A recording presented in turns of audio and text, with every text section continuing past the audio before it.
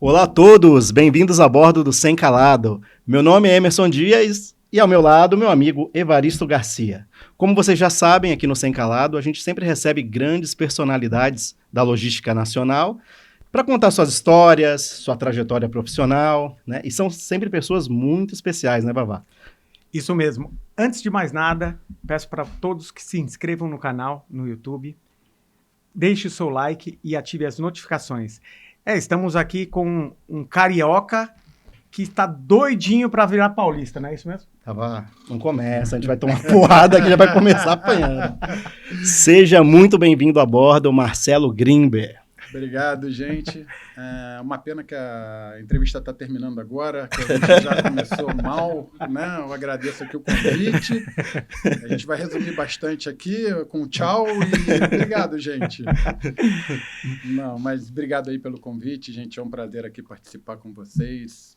Puxa, vocês são figuras de renome também aí do shipping, né? De maneira geral. É um prazer estar aqui com vocês. Tempo. Exato. E você é carioca da gema mesmo.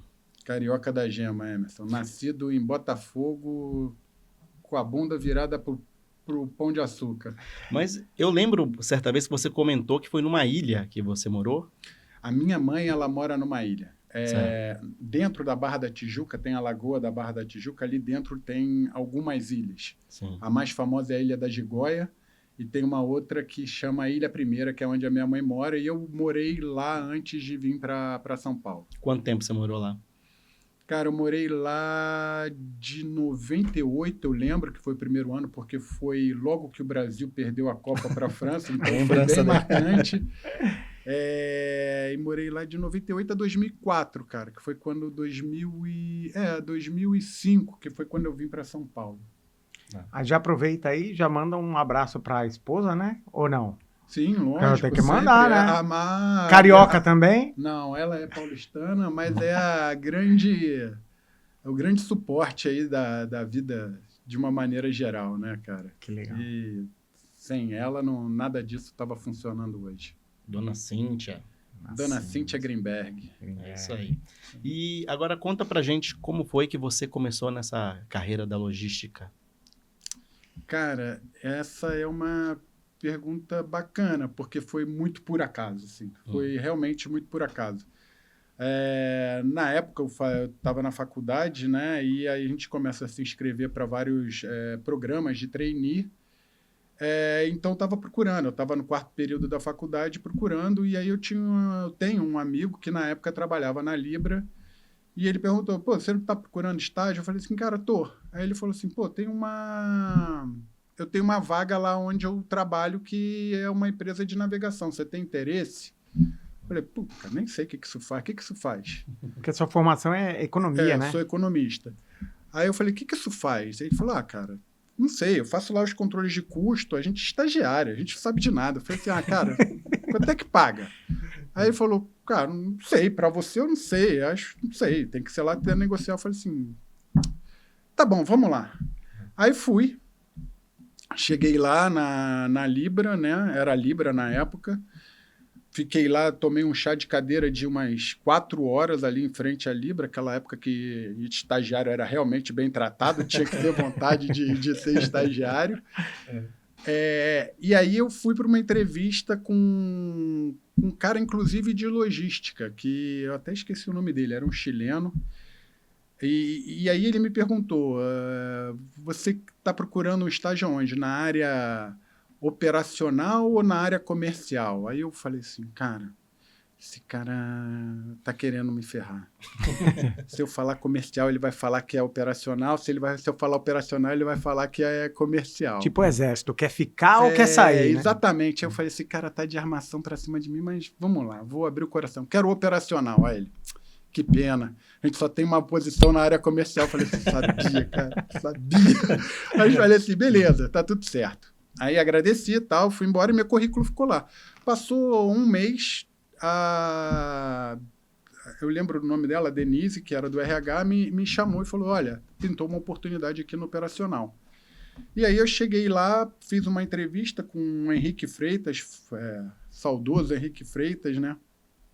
E aí ele me entrevistou, ele acendeu um cigarro e falou assim, ô filho da puta, tu não vai contar pra ninguém que eu tô fumando. Eu falei assim, meu irmão, eu tô procurando emprego, cara. Você pode fazer o que tu quiser aí, eu não vou falar nada pra ninguém.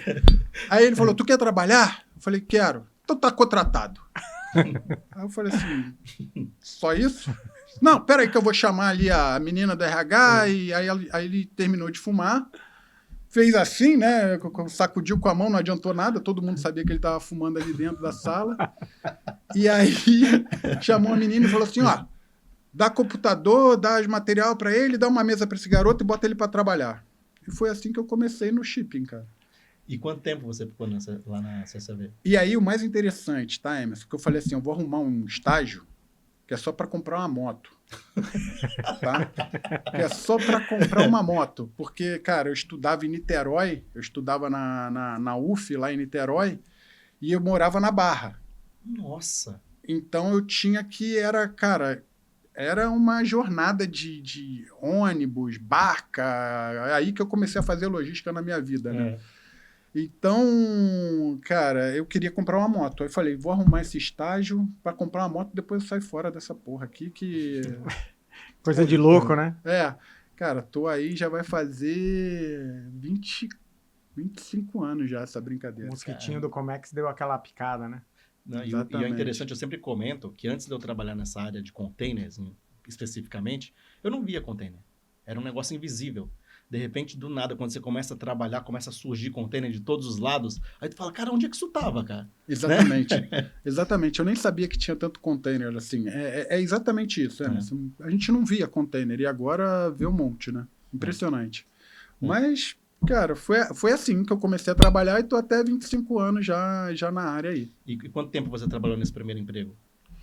Cara, fiquei 1 ano como estagiário, depois mais 3 anos nesse primeiro emprego, lá na CSAV. E aí você trabalhou só nesse, depois já passou para esse atual que você trabalha? Aí eu saí de lá, fiz uma entrevista que foi bem curiosa também na época, né? Que aí eu fui lá fazer a entrevista com o gestor, né? Falei, puta, aqui nessa empresa não tem muito para onde crescer, é uma empresa já consolidada e tal. Então, vou procurar. E surgiu aonde eu estou trabalhando hoje, né, que é um armador francês. E aí o gestor da área de logística estava procurando uma pessoa, eu consegui um contato e fui lá fazer a entrevista, né? E aí ele começou a me perguntar várias coisas e tal, falou que estava precisando de alguém para fazer reparo e manutenção de container. Aí ele perguntou para mim assim, pô, você entende de reparo e manutenção de container? Eu falei, cara, não entendo nada disso. Nunca vi um container na vida. Só vejo através de planilha, conto, faço TDR, números, faço análise, essa é a minha parte. Mas eu falei para ele, mas, cara, é uma área que me interessa e eu estou muito disposto a aprender. Ele, tá disposto a aprender mesmo? Eu falei, tô disposto a aprender. Aí ele falou assim, então tá bom, você fala inglês? Eu falei assim, falo. Aí ele falou, posso testar? Eu falei assim, pode. Aí ele falou assim, what's your name? Aí eu respondi, né, Marcelo. Aí ele, ok. What's your favorite color? Aí eu falei, blue. Aí ele, ok. Vamos mudar para o português de novo. Eu falei assim, pô, bacana. Ainda bem que eu passei no teste de inglês, né? Aí seguiu mais um pouco, ele fez mais algumas perguntas e falou assim, não, cara, gostei, quando é que você pode começar? Eu falei, pô, eu gostei da forma como você falou blue. Aí eu falei assim, ok, aí a gente começa... Você pode começar na semana que vem? Eu falei, ok, só vou lá, vou me desligar lá da outra empresa e começo aqui. Só um adendo rapidinho, teve uma vez curioso também, a gente foi fazer a entrevista e precisava dar um almoxarife, né? Aí falaram, faz uma pergunta aí qualquer em inglês. Eu falei, vou escolher uma ferramenta fácil, né? Aí coloquei martelo, né, na pergunta, para o pessoal da RH perguntar. Aí o cara tava indo mó bem na entrevista, pô, ele parecia bem técnico, almoxarife, né? Aí, só que ele tinha colocado no currículo que era inglês fluente para materiais. Aí o martelo, ele me meteu um martel, cara. Aí ele reprovou, foi outro no lugar dele. Desculpa, Marcelo. Não, mas é isso, cara. Tem vários, né? Tem vários dessas histórias desse enrolation, a gente vê vários, mas, cara... E aí, nessa empresa, você começou no Rio de Janeiro e ficou quanto tempo lá? Aí eu comecei lá no Rio de Janeiro, cara, fiquei o quê? Fiquei 3 anos no Rio de Janeiro, depois a parte... essa parte mais da estratégia, ela mudou para São Paulo, né? Então, primeiramente foi para Santos, aí eu morei aqui em Santos 1 ano, e depois ela subiu para São Paulo, essa parte de mais gerencial, tal, mais estratégica, o escritório comercial e o centro mesmo das decisões ficou no escritório de São Paulo. E nessa época, qual era a tua função? Nessa época, eu já estava quando eu vim para São Paulo, eu vim como coordenador de reparo e manutenção. Ah, legal. Eu comecei na empresa como analista de reparo e manutenção, só que nessa época, quando eu vim depois de 3 anos, eu já estava como coordenador de reparo e manutenção. E aí foi a época que eu vim para São Paulo. E aí fiquei aqui trabalhando ainda um tempo com essa parte de reparo e manutenção. Aí eu lembro que depois você também foi trabalhar cuidando do Nordeste, também na parte de gestão, né? Isso sim, isso foi o outro passo, né? Foi o passo seguinte na minha carreira, porque abriu uma oportunidade. Como eu era a pessoa dentro da empresa que tinha mais contato com os depots, porque eu vivia, cara, naquela época, metade da minha vida, vocês sabem, a gente passava em depot fazendo auditoria, verificando reparo. Então, a gente viajava muito, ficava muito tempo fora e muito tempo em pátio de depósito. Então, eu era a pessoa ali dentro da empresa que tinha o maior conhecimento da dinâmica de depot. E o que aconteceu é que o gestor, que a gente tinha um gestor para os depots da empresa, que ele pediu para se desligar da empresa, né? Foi uma decisão conjunta entre ele e a empresa, eles tomaram uma decisão e ele se desligou da empresa. E aí veio a oportunidade de eu gerenciar os depósitos da empresa, né? Sim. Um era em Belém, o outro em Fortaleza e o outro em Natal. Eu lembro, inclusive, o de Belém era bem complicada a situação lá, né? O de Belém, a primeira coisa que a gente fez foi fechar. Eu lembro, nós tínhamos uma equipe, né? Eu contratei um profissional que era de São Francisco do Sul. Ele estava em Belém. E aí ele contratou um auxiliar para ele, né? E aí ele sempre tratava ele como o índio. O índio. Certo dia eu fui para lá, para Belém, aí cheguei e fui ser apresentado ao índio. O índio era um índio. Era um índio literalmente mesmo. Um índio, né? Ele estava trabalhando descalço, fazendo manutenção em container descalço. Falei, cara, eu não tô acreditando que eu tô vendo isso, né? Aí, beleza. Eu falei assim, e se ele precisar fazer um atendimento, o que ele vai fazer? Ah, ele vai fazer agora. Aí ele foi, pegou uma bicicleta cargo, foi pedalando, o porto era do lado ali do depot, né? Isso. Ele foi pedalando e eu fui acompanhando com o carro até lá. Chegou em frente ao navio, ele tinha uma bicicleta cargo, né? Ele tirou da caixa dele uma bota, um capacete, um colete, subiu, verificou o container, depois ele voltou, tirou a bota, tirou o colete e foi trabalhar novamente descalço dentro do depot, lá em Belém. Tá certo. Assim era bom que ele não sujava o sapato, né? Porque ia sujar muito ali, né? Porque, cara, ali a primeira coisa que a gente fez foi realmente fechar, porque as condições de segurança eram complicadas, então realmente não dava para operar assim. O terreno era irregular, e aí tinha uma questão política junto com a autoridade, que era a dona do terreno, e a gente não podia fazer investimento para melhorar o piso, porque a gente não tinha garantia também de que ia poder. Então, dentro dessa equação toda, a gente não teve muito o que fazer a não ser fechar, porque realmente era cabo de eletricidade passando dentro da água, era máquina, cara, passando até metade da roda dentro. Era uma coisa, cara... Mas atualmente melhorou essa estrutura? Não tem mais não operação. Tem mais, não existe mais operação em Belém. Hoje a gente opera lá em Vila do Conde. Vila do Conde, tá. Não, é bem melhor.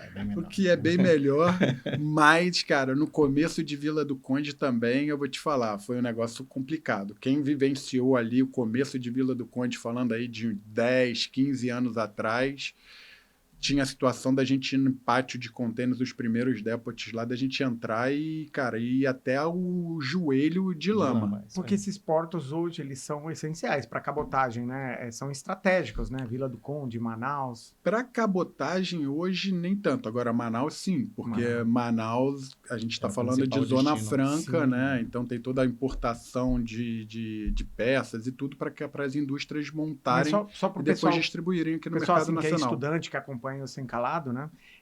Quando sai de Manaus, ele não vai, teoricamente, não vai para Belém, para Vila do Conde? Não, A Marcaça? pelo menos o nosso serviço não, e eu acho que o mercado também não oferece nenhuma conexão o que dessa. aconteceu, na realidade, essa operação que você está citando, foi quando teve aquela seca Isso, lá em Manaus. sim, Aí, exatamente. o que era para ser transferido, eles utilizavam barcaça para poder mandar para Belém. Exatamente. Então, só para o pessoal aí, para os estudantes, o que acontece? Hoje, o Manaus realmente é muito importante para a cabotagem por causa disso. Lá tem a Zona Franca, né, um plano de desenvolvimento do governo de décadas atrás, que concentrou as indústrias ali, os eletrônicos principais, eletrônicos, plásticos, químicos, tem muita coisa ali.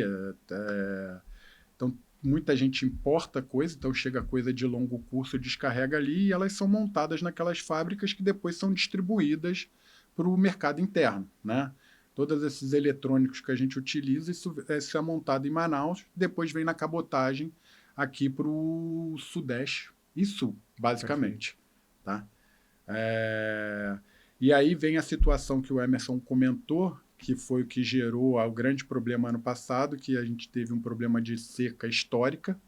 O porto de Manaus ficou fechado por 6 semanas, nada entrava nem saía, não tinha calado, sem calado, para entrar no porto de Manaus. Cara, tinham pontos críticos ali nas passagens para os navios que estavam impedindo a entrada dos navios. E aí as fábricas não podiam parar, o pessoal todo aí da logística nacional, todos os armadores, cada um pensando na sua estratégia para driblar E conseguir esse dar episódio fluidez, aí. Exato. Legal. Ainda mais Manaus, que necessita muito, né, do transporte marítimo ali, né? Porque Manaus, cara, é basicamente tudo, você só chega de balsa ou de Ou de navio, né? Não tem ou de avião, que é muito caro. ou de não avião, vale a pena. exatamente. Então não tem como. Ou você vai atravessar de balsa um trecho, mesmo que seja pequeno, ou vai ter que chegar de navio. É uma série de adversidades que a gente encontra, né? Exato. O problema, a gente teve ao mesmo tempo, né? O problema de falta de chuva na região norte, lá em Manaus, e excesso na região sul, onde tivemos problema também navegantes, né, no ano passado. Cara, exatamente. Ano passado, final do ano passado, de setembro para frente aí, acho que até um pouquinho antes, de agosto, realmente foi um inferno, a tempestade perfeita aí no Brasil para quem trabalha com shipping, porque foi exatamente o que você falou, Manaus sem água, o sul lotado de água, os portos do sul fechando por causa de chuvas, de inundações, além também das reformas, né, das obras que estão tendo lá nos terminais do sul. Problemas de concessão lá em Itajaí. Problemas de concessão, cara, realmente se pegar os bem últimos complicado. anos, né, vem acontecendo sempre tendo um fato desse, né? Teve o canal de Suez há uns 2 anos atrás, né? 1 ano, 2 anos atrás, que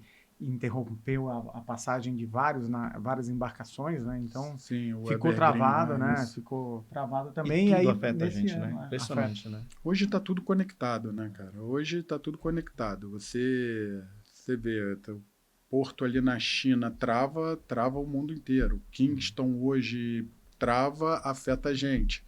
Então hoje está tudo muito conectado. Você tem um gargalo em algum pedaço do mundo, isso você vai ter um efeito. Vide agora o próprio canal de Suez aí, o Red Sea, que a gente está com problema, né? De novo. Com certeza. Você também teve uma experiência fora do país, né? Sim. Mas vamos só fazer uma pequena pausa, né? Só para a gente falar dos nossos patrocinadores. São eles que fazem isso aqui acontecer. Aí depois você conta isso da história para a gente, né, Vavá? Com certeza. Quero mandar um grande abraço aí para a CL Cargo lá, Luizão, Bruno. Apoio aí de vocês é essencial para a gente, tá? Muito obrigado. Tá, o Pedrão também da PG Lock, muito obrigado pela força e todo o suporte que tem dado para a gente. a Vento International. Júnior, abraço. Vento é uma empresa excelente aí, o seu transporte porta a porta, internacional, tanto aéreo quanto marítimo, pode contar com a Vento. Daniel Torma, da GESCOM também, que está junto com a gente, está apoiando desde o início da ideia, ele foi o cara que abraçou, né? Está com a gente, valeu, obrigado. A Protainer, Rafael Lima aí com o novo projeto também, da SOC, Shipper On Container. Muito sucesso para vocês aí, sempre. Satec, nosso amigo Bahia também, obrigado pela força. Os Postos Portal também deu aquela moral pra gente aí, né? Pra gente conseguir Pô, chegar com até certeza. aqui, né? Com o combustível. Tiagão, obrigado aí, irmão. E não podemos deixar de falar também da Delize, salgateria, né, Vavá? Com Os certeza. melhores salgados artesanais aqui da região, né? Com certeza, podem pedir lá que vão ser bem atendidos. Ó, pede o salgadinho a coxinha de feijoada, né? Não, a Bol- bolinho de feijoada. Bolinho de feijoada, é sensacional. E o mineirinho também, o croquete de milho também, com cream cheese. Cream cheese pra valer, gente, não é imitação. Viu, pessoal? Então a gente vai fazer só uma pausa agora para vocês conhecerem os nossos patrocinadores e apoiadores. A gente já volta com essa história do Marcelo. Sem Calado Podcast. Oferecimento ACL Cargo, soluções inteligentes em transporte de cargas. PG Lock, transportes e locações de Monk e Guidastes. Vento International, conectando sua carga com o mundo. Delize e Salgateria, salgados gourmet de altíssima qualidade. Patrocínio GESCOM, reparos de estrutura e inspeções em containers. Link Monitoramento, rastreamento e gestão de containers e ginsés. Apoio SOC Shipper On Containers. Videira Engenharia e Serviços em Refrigeração Naval e Comercial. Versibox, venda e locação de containers. Postos Portal de Santos. Potencializar seu negócio para o mundo nunca foi tão fácil. Com uma ampla rede de parceiros no exterior, estamos aptos a oferecer soluções logísticas personalizadas aos nossos clientes. Se a sua empresa procura por segurança e agilidade nos embarques, você pode contar com a Vento International Logistics. Conheça nossas soluções logísticas. Desembaraço aduaneiro. Transporte rodoviário.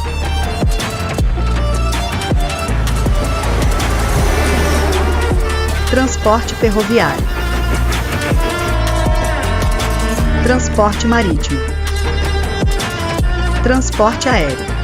Com mais de 10 anos de mercado, somos especialistas no transporte de cargas em todo o mundo.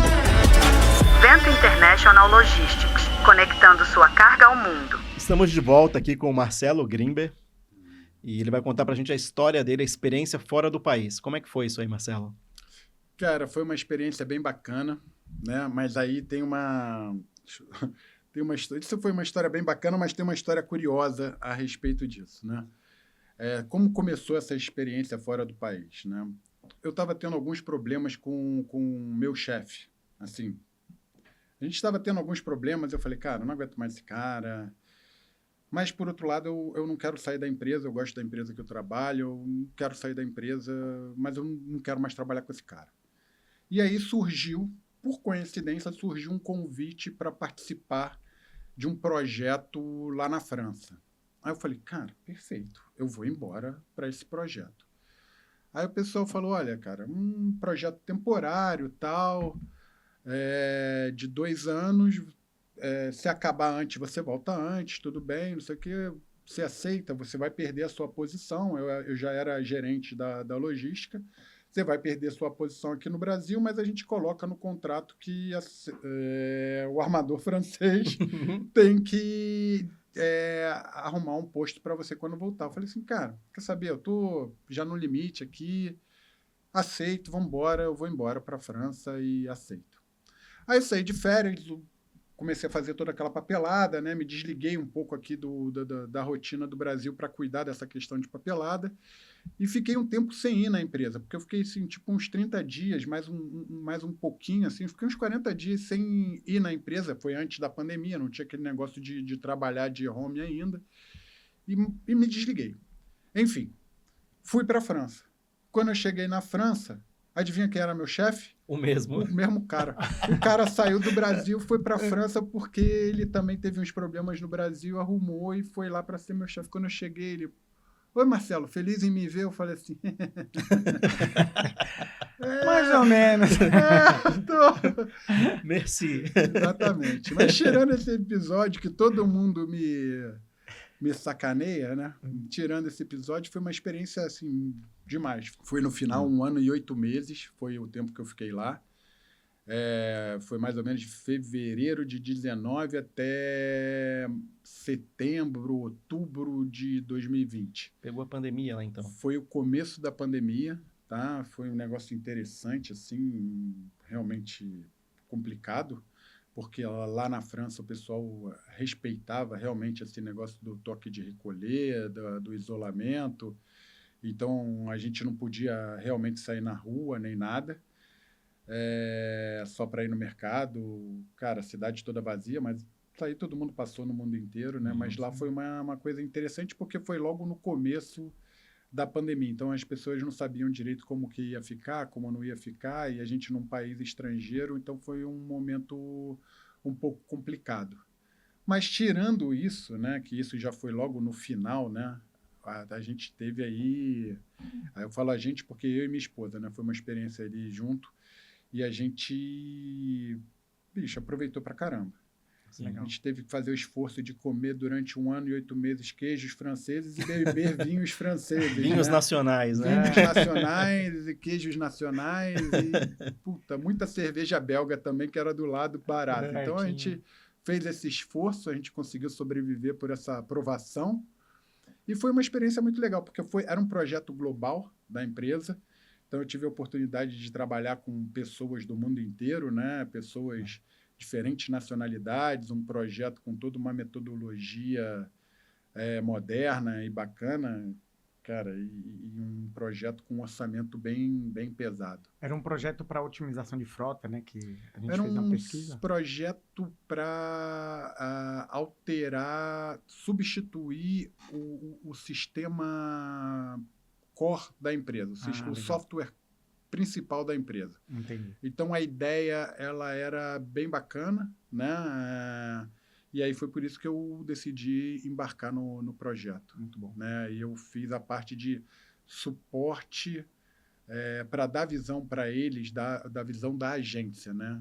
Então, eles precisavam disso, porque na hora eles começam a desenhar, a arquitetar muitos planos, muitos negócios, mas na prática as coisas não funcionam do jeito que a gente prevê, né? E essa era mais ou menos o meu papel lá, era dizer o que não ia funcionar e como poderia ser ajustado. E você tinha experiência, óbvio, de lidar com os franceses por telefone, e-mail, Sim. Mas como estar trabalhando com o francês? Ele é meio fechadão mesmo, como a gente Não, vê os franceses são gente boa, assim, cara. Os franceses são gente boa no trabalho, eles curtem brasileiro, então... É legal, assim, não você sente que tem uma diferença de tratamento dependendo da nacionalidade, mas aí também tem a outra nacionalidade, né? Então, mas com a gente, assim, eles sempre me trataram bem, e era divertido, assim, eles sempre brincavam com a gente, né? Sempre muito interessados, eles sempre muito conectados com a política internacional, então eles sabiam o que estava acontecendo aqui, tinham clareza das movimentações políticas, das condições do país, eles sabiam, então a gente sempre tinha umas discussões, às vezes até interessantes, porque eles sempre faziam esse approach com interesse no Brasil, querendo saber um pouco mais, e querer saber se o que eles leram no jornal era aquilo mesmo, qual era a nossa visão do que eles liam no jornal. Também ficavam sacaneando a mulher do presidente deles direto, também daqui, né, pô? Exatamente. Isso aí deu um problema lá, cara. Os caras acharam de uma falta de elegância Total, né? Gigante, assim. Mas... vamos pular a parte política aí do negócio, mas eles acharam realmente uma falta de elegância. É verdade, gigante, eles são assim. todos focados nisso, né, nessa questão. Eles têm realmente uma cultura que é realmente muito respeitosa, né? Assim, eles jamais você vai ver... Até mesmo, às vezes, isso é um problema para a gente, né? Que, por exemplo, aqui no Brasil, quando você está aprendendo francês, você fala muita coisa errada, né? E aí, eles não te corrigem. porque é uma questão de educação. Ele tenta te entender, se ele te entende, ok. Se ele não te entende, ele faz algumas perguntas para tentar entender o que você está falando. Uhum. Mas ele não te corrige. E aí isso é um problema para a gente na hora que a gente está aprendendo, porque se o cara corrige, você aprende mais rápido. Sim. Que nem aqui no Brasil, você chega alguém de fora, a gente e corrige, fala, né? queria ir a Ipanema. Pô, cara, não é Ipanema, é Ipanema. Entendeu? O Zé Mané. É isso aí, Ipanema. Tá, Ipanema. O Jota. Exatamente. Aí o cara aprende. Entendeu? Só que lá na França, você fala, eu queria ir em Ipanema. Aí o cara, puxa, você pega aqui o metrô e vai lá em Ipanema. Ele não repete a coisa errada, mas ele entendeu e ele vai te dar a orientação. Você pega o ônibus, você pega o metrô, você chega lá, mas ele não te corrige. Aí o que acontece? Da próxima... Você viu que aquilo funcionou, da próxima vez é Ipanema de novo, né, cara? E lá na França também, essa questão do horário é também bem reloginho? Eles, porque eu tive na Bélgica, né, que faz fronteira com a França, a questão de horários de trem, o transporte público, é bem certo o horário. Na França também é assim? Cara, é bem certo. Assim, os horários eles são respeitados. Essa questão, principalmente de trem, ele é bem respeitado. Mas eles têm alguns probleminhas também que nem todos os países têm, tá? Vou te dar um exemplo. Eu tive em Paris a trabalho, acho que março do ano passado. Era verão, junho. Era junho. Cara, quando eu estava voltando eu falei, vou ficar um dia em Paris. Aí passei um dia em Paris lá para visitar as coisas lá, matar uma saudade. E aí eu falei, pô, quando der 4 horas eu pego o meu metrô, que aí eu vou pro aeroporto, tá tudo certinho, cara. Entrei no metrô, quando eu tô indo pro metrô para fazer ir lá pro aeroporto, o metrô para numa estação, porque a outra estação que conectava com o aeroporto, ela tava sem energia elétrica. Caramba. E aí ninguém chegava no aeroporto com o metrô. Só que lá na França, esse é o principal meio de transporte para você chegar no aeroporto. Então você imagina o caos, Paris, cidade extremamente turística, com o principal meio de acesso ao aeroporto fechado, eles desviando todo mundo para um ônibus, para um shuttle. Cara, uma loucura. Assim, filas gigantes, e aí ninguém respeitava a fila, uma briga gigante para você entrar. Todo mundo quer chegar ônibus, em casa, né? Todo mundo querendo pegar o voo, né, cara? O voo, é verdade. O voo, ninguém queria perder voo. Então, assim, né, as crianças chorando, mulher gritando e a força para entrar dentro do ônibus, cara. Assim, loucura. Depois eu mostro o vídeo para vocês. Assim, mas a gente reclama assim, Brasil, não sei o que, isso não aconteceria na Europa. Não é bem assim também. Tem também os problemas estruturais. Lá tem uns probleminhas também. Mas, de maneira geral, bem mais sutis do que os nossos problemas daqui. E aí depois você retornou para o Brasil, na mesma posição? Não, quando eu voltei para o Brasil, aí já tinha um outro colega ocupando a gerência da logística e eu assumi a parte de desenvolvimento de negócios, de novos negócios, né? Sim. E aí foi bacana porque eu pude utilizar toda a questão, todo o background de operação, né? E desenvolver uma habilidade comercial, que era uma parte que realmente é deficitária no meu perfil. Então, você não aceitou lá no começo na Libra. Exatamente. Eu não aceitei lá porque eu já me conhecia e é uma parte que, no final, esse pushing foi muito interessante porque me obrigou a desenvolver um skill que, no final das contas, eu achei muito interessante e hoje, na minha atual posição, vem me ajudado bastante esse desenvolvimento na parte comercial. Foi o degrau que faltava, né? Para você. Eu acredito que sim, Emerson. Eu acredito que sim. Era um degrau que faltava e toda a história acaba contribuindo. Foram vários tijolinhos que fizeram a base para eu chegar onde eu estou hoje. Até a gente conversou recentemente sobre a questão de energia limpa, né, para usar no armador, com os containers. No trem, né, da empresa que faz o transporte de Rondonópolis para Santos, já ativando a veia comercial nesse ponto. Né? Não, exatamente. Então, tem essa parte do comercial de desenvolvimento de novos negócios, isso realmente é uma coisa que eu gostei de fazer, né? E fora a questão do contato também com os clientes, que era uma coisa que a gente não tinha muito contato na posição como gerente de logística ali na época, eu não tinha muito contato com os clientes. Era só o fornecedor direto, né? O cliente era mais para reclamar, ou está Cliente, faltando alguma coisa, está faltando equipamento. Exatamente. Eu nunca recebi um elogio do cliente naquela época. E os depots hoje em dia, como que estão? Estão melhores? Como que estão? Cara, os depots no Brasil, eles estão melhorando, né? Eles estão se profissionalizando cada vez mais. Houve uma redução aí, né, nos últimos anos. Eu atribuo isso à questão do dólar, né? Com a questão do dólar subindo para 5 e pouco, o preço de uma máquina ele começa a ficar muito caro em real, né? Uma heat-tacker, uma máquina para vazio, uma empty handler. Então, cara, isso acabou enxugando, né? Hoje a gente vê na margem esquerda de Santos ali 3, 4 players só jogando e isso gera uma concentração e gera um gargalo também que acaba impactando aí no atendimento dos clientes de uma maneira geral, né? Todos os armadores tendo que retirar container em 2, 3 depots, o negócio cria um gargalo. Faltam depots e hoje Faltam ou tem muito container? Cara, eu não sei os outros armadores, tá? Mas o armador que eu trabalho, a gente tem um drive muito forte para equilibrar os estoques e trabalhar com o menor estoque possível, tá?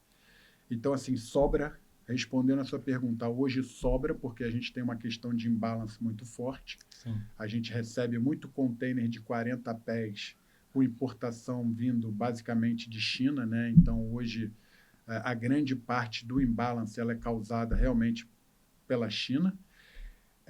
E quando a gente faz a exportação, é muito container de 20 pés, né? Então, a gente tem um imbalance, sim, em teus, né? Porque a gente recebe mais teus do que a gente exporta, mas on top disso, né, a gente ainda tem um imbalance de equipamento que ele é um pouco mais grave.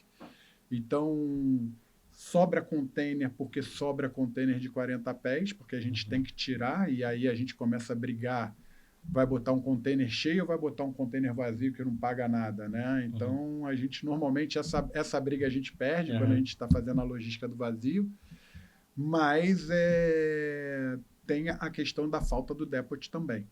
Esse surplus é mais pro dry, né? Mas pro reefer também tem, pro container frigorífico? Pro reefer a gente tem um cuidado um pouco maior, é um equipamento mais caro, manutenção mais cara, então o controle dele é mais preciso, mas o que a gente tem sentido aí com as conversas, inclusive com a nossa sede, é que a demanda global ela está aumentando, tá? A demanda global ela está aumentando e isso bota mais pressão em todo o sistema, acaba forçando a gente a trabalhar com estoques cada vez mais reduzidos e colocando mais pressão no sistema.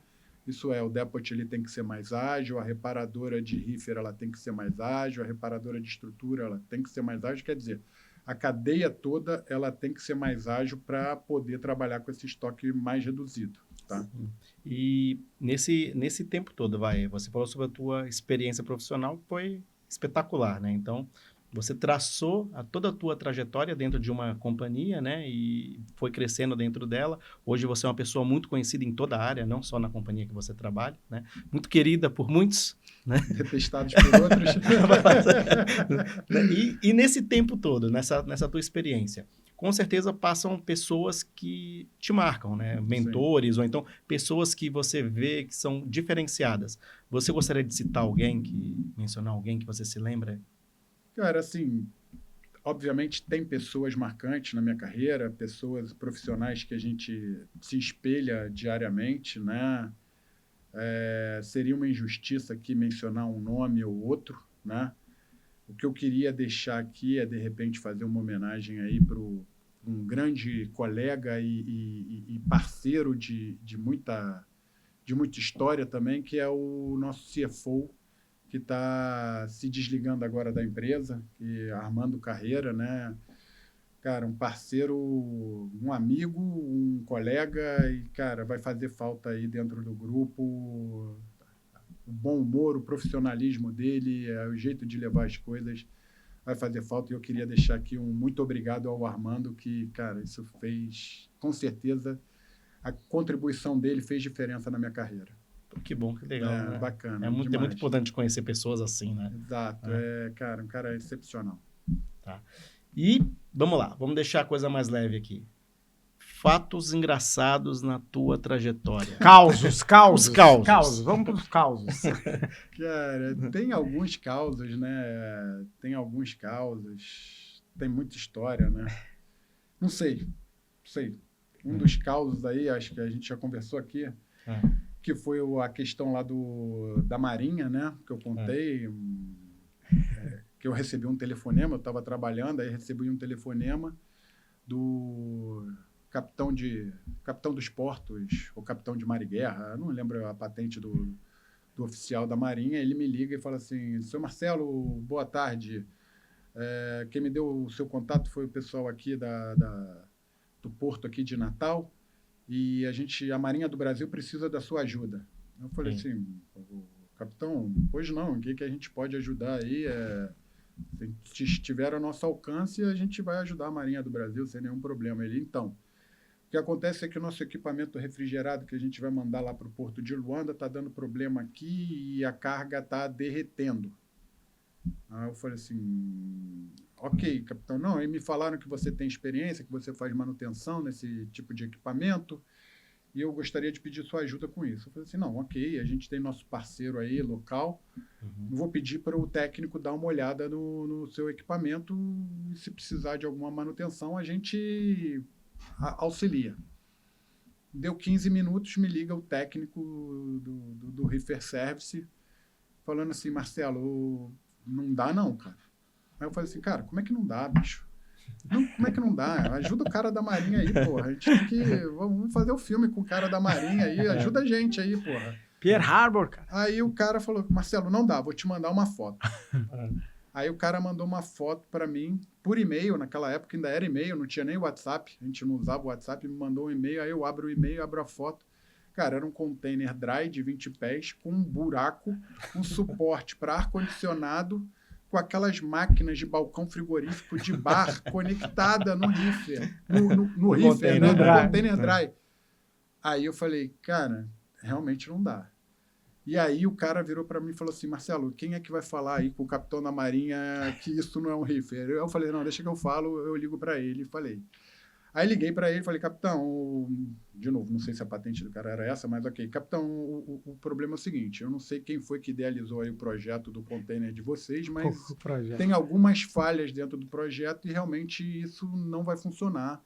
É uma visão que o técnico teve, compartilhou uma foto comigo e eu concordo com o técnico, isso não vai funcionar, vocês vão ter problema.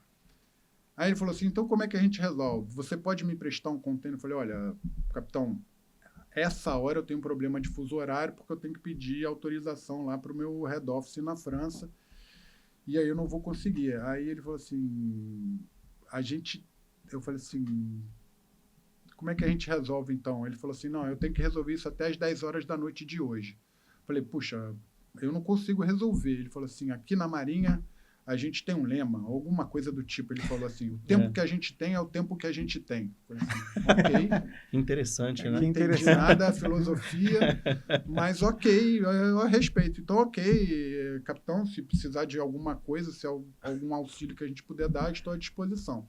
Ele: não, agradeço você, Marcelo, muito obrigado, tal, mas a gente vai resolver a situação. Ok, tal, fui para casa, dormi. No dia seguinte, curioso, liguei de manhã lá para o técnico, falei: cara, o que foi que a Marinha fez? Marcelo, você não acredita. Os caras tiraram toda a carne, era carne que eles iam mandar para a tropa em Angola, eles retiraram tudo de dentro daquele container lá, dry, botaram dentro de um caminhão que fazia distribuição aqui nos quartéis de Natal e da região, e embarcaram um caminhão ligado com um tanque extra de combustível. Eu falei assim, cara, brilhante isso, né, cara?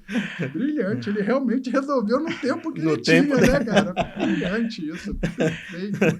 Então, Foi uma baita sacada, né? uma baita sacada do cara, mas, cara... E a documentação para embarcar esse caminhão? Né? Marinha do Brasil. É, verdade, botou na é. fragata. Isso é o de menos. Eu quero saber como é que ficaram os quartéis que não receberam a carne deles durante uns 2 meses. Mas foi interessante, porque nessa travessia, né, os próprios contêineres frigoríficos, quando chegam em linha do Equador, eles começam a subir a temperatura. Imagina o container dry com aquela máquina. Não ia Não ia funcionar. dar, não ia funcionar. Eu só queria saber se aquele caminhão ficou ligado até lá, cara. Isso eu fiquei realmente Aí curioso. colocou gasóleo mesmo, Não, o mas diesel do ele navio. Ele embarcou um tanque extra para alimentar o caminhão. O problema, num reefer, quando dá problema no sistema de refrigeração, é uma coisa. Lá você tinha um sistema de refrigeração e tinha o motor do caminhão também. Imagina, enfim. Coisas do dia a dia. Apesar que o pessoal do navio é bem engenhoso, eles Poxa, têm que dar jeito, né? Eu tive uma experiência com o pessoal da Marinha também. Eles contrataram a gente para dar treinamento para os profissionais deles que iam para a Antártica. Uhum. Então tem aquela base brasileira lá. Então o cara tá lá, ele passa 2 anos e ele tem multifunções. Então tinha um cara que ele era especialista em satélite, o cara era o pica lá. Só que deram a função para ele também de fazer manutenção nos rifles, se desse problema. Tu não é o pica, não? Resolve aí, peraí. Aí mandaram o cara fazer treinamento com a gente. E aí o cara, numa patente elevadíssima lá, eu ensinando para ele como reparar um container, porque ele ia ter que reparar se desse algum problema.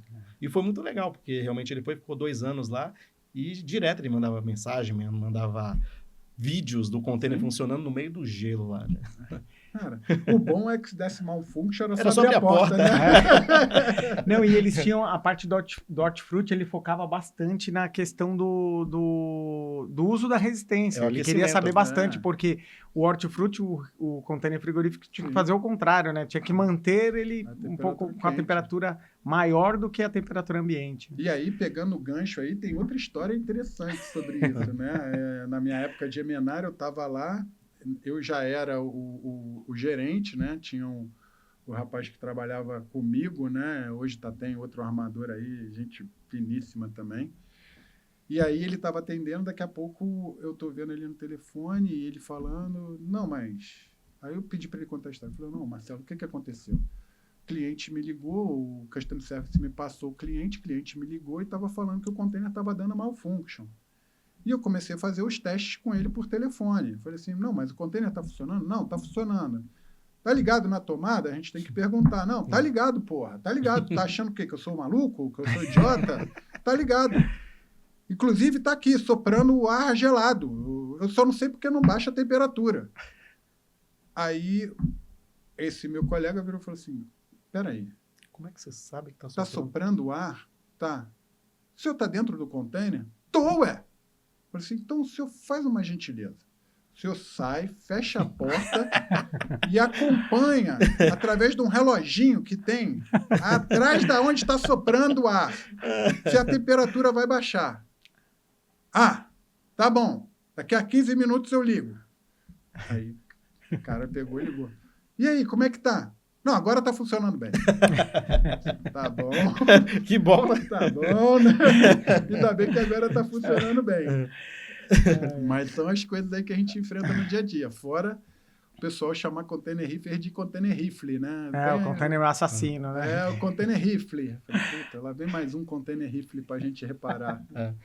E a gente tem muita história assim engraçada. Eu lembro até uma vez, acho que você estava comigo, numa visita que a gente fez a um frigorífico lá no sul, no Rio Grande do Sul. Acho que foi a... Montenegro, Dux, Montenegro. Acho que foi a Frango... Montenegro. Frango Era Frango Sul. Sul, né? Era Dux, né? não, Depois virou... né? Frango Sul. E aí era interessante o processo lá, né? Era uma loucura, porque você tinha 2 linhas que abatiam os frangos, né? Uma era para mandar para o Oriente Médio, né? Isso. E ficavam umas mulheres abatendo o frango com a mão, né? E do outro lado era automatizada, né? O Isso. frango vinha, mergulhava numa caldeira, dava um choque no frango, o frango ficava duro, aí ele ia para 2 linhas. De um lado, ele era abatido de forma automática, que era para a Europa.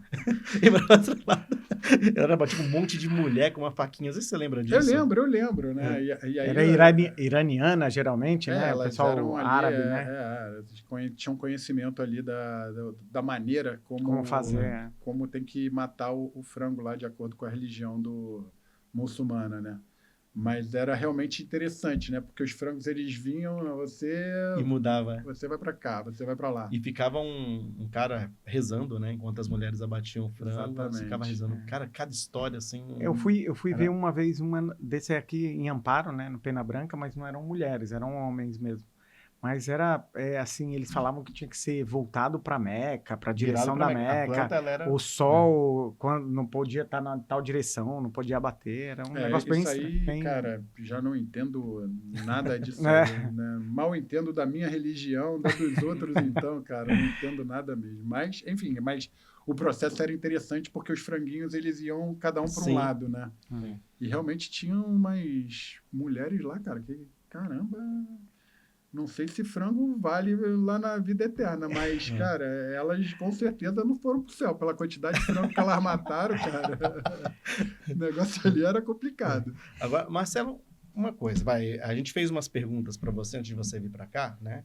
Sobre seus hobbies e tal. E eu sei que você é um cara que gosta de um esporte radical.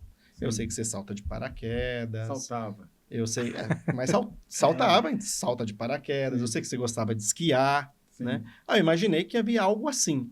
Aí você disse que você está fazendo escultura. Cara, isso aí é um hobby que eu tenho, realmente. E aí foi curioso, porque eu falei, cara, eles não vão entender nada disso. Mas, assim... O cara que tinha skate elétrico, né?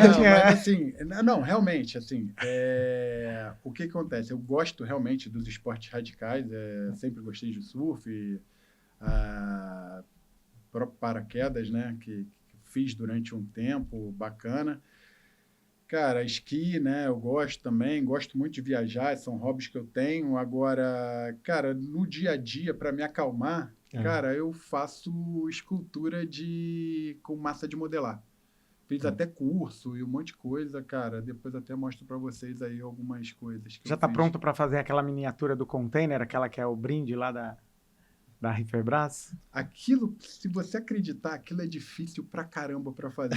O detalhe, né? Não é o detalhe, cara. Na verdade, o que eu faço é um negócio um pouco mais artístico, né? Então, realmente... Então, quando você bota medidas retilíneas, cara, isso aí é complicado da gente fazer, porque você tem que deixar o negócio certinho, quadradinho, cara. E fazer isso na mão é complicado. Então, ali, se eu tivesse que fazer um negócio daquele, eu iria fazer uma gambiarra e ia roubar a ideia do outro. Cara, eu nunca ia imaginar isso, Marcelo. Cara, eu vou te mostrar depois umas fotos, cara. E, ó, vou te falar, não sou ruim não, tá? Depois eu te mostro umas fotos. Mas é isso mesmo que o Marcelo disse. Não sei se vocês já tiveram a oportunidade, aquela fábrica da Cacau Show, que é acho que é na Castelo Branco. A proporção que ele desenha aquela canoa com cacau, cara, devia ter alguém olhando lá do morro para a pessoa conseguir acertar o ângulo para terminar a canoa certinho. Quem faz, eu respeito bastante quem mexe técnica, com essas coisas. Né, cara? Aquilo ali é técnica. Não tem ninguém de longe olhando aquilo. Impressionante, cara. Daqui a pouco você vai me dizer que tem um pincel de 2 quilômetros pro cara pintar também, né, pô? Mas busca essa imagem aí. É impressionante. Eu conheço, do cacau, a canoa com cacau. É um muro gigantesco. Como bacana. Que ele proporcionalizou é do Cobra, aquela... É Cobra, é do Cobra, isso aí. É isso mesmo. Cobra, cara, é impressionante. Fantástico. O Cobra é Cobra mesmo. O cara é Cobra. Eu sei que eu me impressionei quando vi isso, porque eu tô acostumado com o Marcelo com aquelas frases de impacto, né? As respostas na ponta da língua. Tinha uma vez, né? Eu sempre trabalhei prestando serviço para ele. Né? Cuidado aí, cuidado aí. Aí, uma vez eu fui fazer uma cobrança para ele. Acho que eu peguei ele num dia ruim, né? Aí eu cobrei, pô, Marcelo, tem isso, precisa fazer tal. Aí ele olhou para assim, Emerson, aprenda uma coisa. O mijo sempre desce a escada. Ele nunca sobe a escada. A mijada é sempre de cima para baixo. Exatamente. Mas ultimamente eu tenho adaptado minhas expressões. Né? Hoje em dia a gente não pode mais utilizar as expressões, então eu estou adaptando. Hoje em dia o que é um pingo para quem já está molhado. Entendeu? É cada peixinho no seu aquário. Entendeu? É ficar bonito com o chapéu dos outros. É por isso que ele tá fazendo escultura. Entendeu? Agora por exemplo, Faz parte do processo. Então, eu tô adaptando. É cada cachorro que coce sua orelha. entendi. Já não é mais aquela antiga, não. É, exato, cara. A gente tem que adaptar as O cara expressões. se inspirou no Patrick Swayze lá do filme Ghost, cara. Não chega tanto, mas é isso. A gente hoje adaptou aí as expressões para a nova realidade aí, do entendi. século XXI, porque tá complicado Tá hoje. difícil. Hoje em dia tá até cadeia, hein? Tá complicado. A gente falou de filme Ghost aqui, coitado dos estudantes, não sabem nem o que é isso. Não sabem, não sabem. Coitado. Não Depois eles pesquisam no Google. sabem. Marcelo, muito obrigado por você ter vindo aqui, cara. Pra gente foi muito legal quando você aceitou, topou. Falei, puta, vai ser muito legal, vai ter muita história pra contar. Obrigado vocês aí pela oportunidade. Puta, passou rápido aí, uma hora, Muito muito rápido. rápido. Bacana, gente. Obrigado mesmo pela oportunidade e tendo uma outra, a gente tá aí. Tem muito mais história ainda, não tem? A hora que vocês quiserem, a gente volta aqui para contar mais história. Vamos sim. Pessoal, novamente, se inscrevam lá, deixe o like e ativem as notificações e sigam nas redes, Instagram. Estamos também no Spotify, tá bom? Sem Calado Podcast. É isso aí, pessoal. Obrigado por acompanharem a gente. Continuem. Semana que vem, no mesmo horário, tem episódio novo aí. Até mais, pessoal. Um abraço. Falou, gente. Obrigado. Tchau, tchau. Show de bola.